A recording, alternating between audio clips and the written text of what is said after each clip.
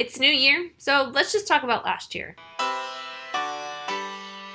Hey, I'm Amy and welcome back. I have a nice hot cup, it's like literally hot burning me, cup of tea, and I am ready to talk about all of my favorite movies from 2018. I'm going to be recording 3 of these videos in a row, so you're going to be seeing me looking like this with my Harry Potter mug of tea and my Harry Potter sweatshirt on for the next 3 Tuesday videos because I want to do my top 5 favorite movies of 2018, which is what this video is, as you can probably tell from the title and the very happy looking thumbnail. My top 5, or I guess I should say my bottom 5. I'm still going to be calling it top 5, but my 5 least favorite movies from 2018.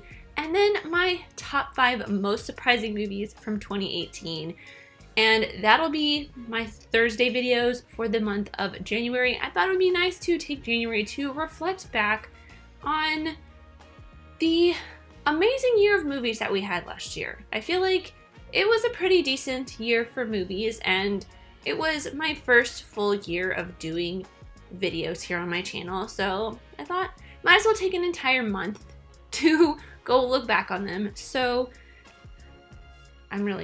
I want some of this tea. It's freezing cold in my apartment. But let's just, take a look back on some of my favorite movies from this year.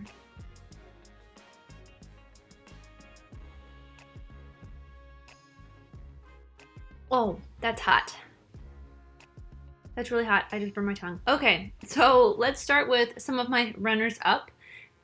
I'm going to be definitely reading off of a list off of my computer because I can't memorize this. I can barely memorize nothing. Okay, so here are I think it's more like the order that they came out is the order that they're in runners up. So first is Annihilation. I really, really love this movie. I loved it so much that as I was editing the review for it, I went online to Amazon and purchased all 3 books in the series. I started reading the first one on my flight home, on my flight to visit my parents back in March. I think I got through the first 2 or 3 chapters and didn't finish it. I still have all 3 books just laying on the floor of my apartment. I did buy the DVD, Blu-ray, and I have not watched it yet, but I did remember really, really loving this movie. It is a beautiful movie. And I probably should rewatch it again. Natalie Portman did such an amazing job, and who else was in that? Gina Rodriguez was in it, I believe. And of course, Tessa Thompson, who was probably, besides Natalie Portman, the best actress in that. She was amazing in that movie. I absolutely loved her in that. She was just so quiet and weird, and she just had this presence about her, but definitely need to rewatch Annihilation. The next one is Ready Player One. This one was my number 2 most anticipated movie of the year, and the reason it's not on my list for top 5 is because I really enjoyed it, but it didn't quite hit that threshold for me. I liked it as a movie, but I did not like it as a companion piece to the book. I think that they are 2 completely separate things, and actually, as I am talking about this, I may rewatch Ready Player One again tonight because it is also right here on my little display because I did get it on Black Friday. Yes. The next one is Incredibles 2. This was my number 4 most anticipated movie of the year. Again, I loved this movie. It was amazing. It was beautiful, but I still loved the first one even more. It's why it didn't quite make it onto the top 5 list. It was so great, and I love the story, and I love the fact that Mrs. Incredible, or Elastigirl really, got to lead the story, and it really had a great commentary on how all of us now are really connected to our phones and technology. Even though this movie is set, I believe, in the late 60s, early 70s. From the furniture, I feel like the late 60s. But it has a great message, and I love the fact that Elastigirl is kind of the superhero. She is the superhero throughout this, and females had a larger role in this. but I really loved Brad Bird's directorial debut in the first one. So, and the first one is one of my favorite Pixar movies. It's like in my top 3 favorite Pixar movies of all time. So I don't know if anything can really top the first Incredibles for me. And my next honorable mention is Anna and the Apocalypse. This one I absolutely, like, I knew I was going to like this one going into it. I didn't know, this probably would have been one of my most anticipated movies had I known it would be coming out this year. I had heard a lot about it. I talk a lot about it in my review that I heard about it at Fantastic Fest. And I was just so excited to see it when it finally came out. And it just did not fail me. It exceeded my expectations. Yeah, I think that's what I'm going for. It exceeded my expectations. And I cannot wait for it to come out on Blu-ray because I want to watch it over and over again. It is January and I watched this movie at the beginning of December. I still listen to the soundtrack. It's not a just Christmas soundtrack. There are other songs in there that they're just fun and the dance numbers are great. I loved the cast and it's just such a fun movie. If you get the chance to watch it, I definitely recommend it when it comes out on Blu-ray or even digital. Even if it's not Christmas, it's still a fun zombie rom-com musical. And I'm not even a huge fan of musicals, which is funny, leading into my last honorable mention or runner-up for 2018 as one of my favorite movies is Mary Poppins Returns. This was my #1 most anticipated movie of 2018. It's not on my top 5 because just like with Incredibles 2, I absolutely loved the first one and I was excited for both of these movies because of how much I love the first one, and I love the movies almost as much as the originals. They just did not quite exceed what the originals had done. They are still beautiful and amazing movies, and I cannot wait to watch Mary Poppins Returns again because Emily Blunt is fantastic, and I absolutely love her, and she's the only other person I could see playing Mary Poppins besides Julie Andrews, and she did such an amazing job. Oh, take another sip of my tea if it's not scalding hot still.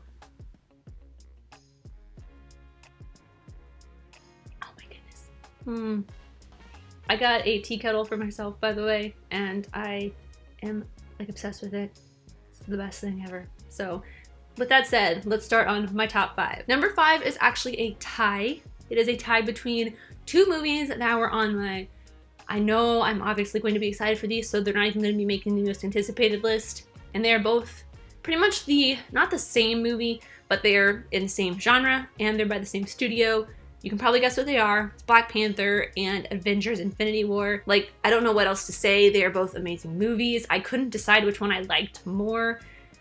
They are not my absolute favorite Marvel movies of all time. I love Thor Ragnarok, which is insane to me because I really did not like Thor at all to begin with. I absolutely hated I didn't hate the first Thor movie, but I really did not like Dark World. So it was a feat that Taika Waititi got me to like Luna.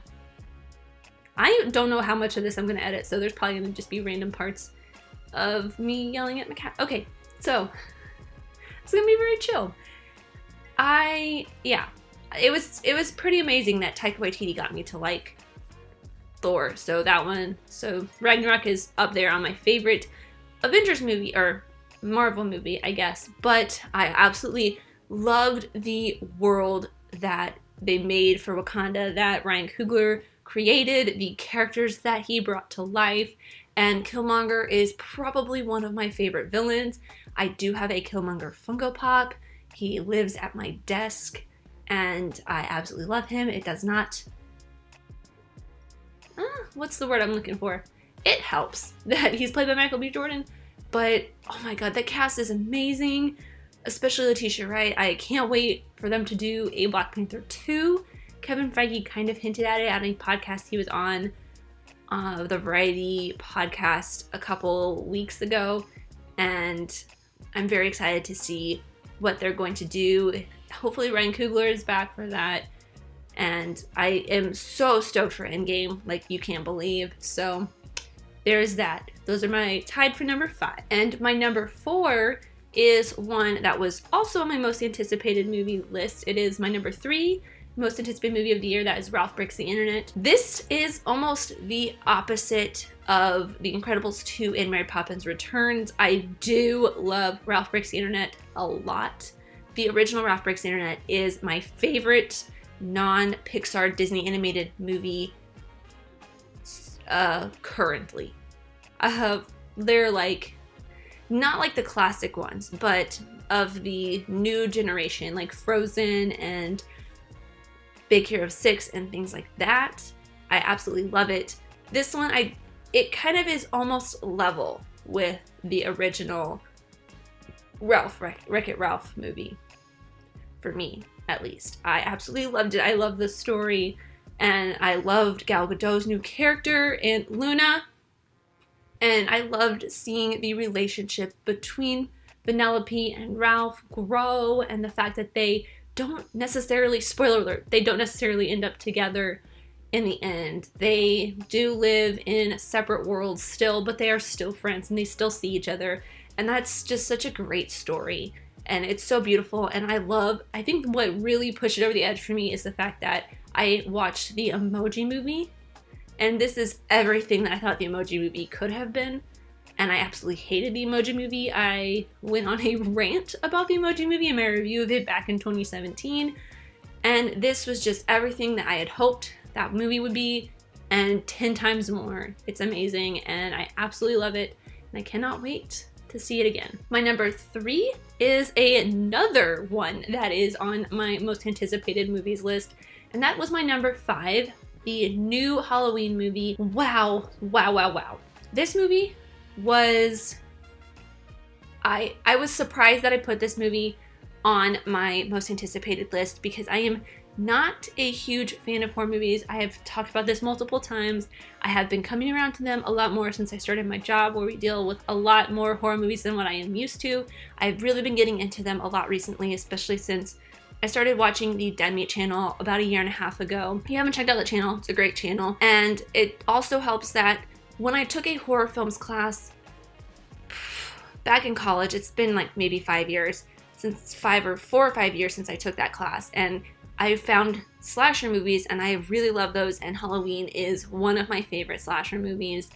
And I was so excited to see Michael Myers back and to actually see him in a theater. The first time I ever saw Halloween was in a movie theater as a throwback movie a couple years ago, and it was amazing to see it like that, and I could not wait to see an updated version of Michael with Jamie Lee Curtis still as Laurie.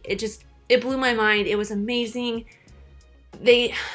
For comedy writers, they did such an amazing job on that movie. I was so blown away. And my number 2 is an honorable mention from my most anticipated movies of 2018, and it is another horror movie. It is John Krasinski and Emily Blunt's A Quiet Place. This movie, I was very excited for it, mostly because I love John Krasinski, because I love The Office. It's one of my favorite TV shows. And I love Emily Blunt, like I said, Mary Poppins. She's the new Mary Poppins, but I've loved Emily Blunt even before that. She is a true gem magical woman. Maybe it's because she's British, and maybe it's because she's married to John Krasinski, but I love both of them so dearly.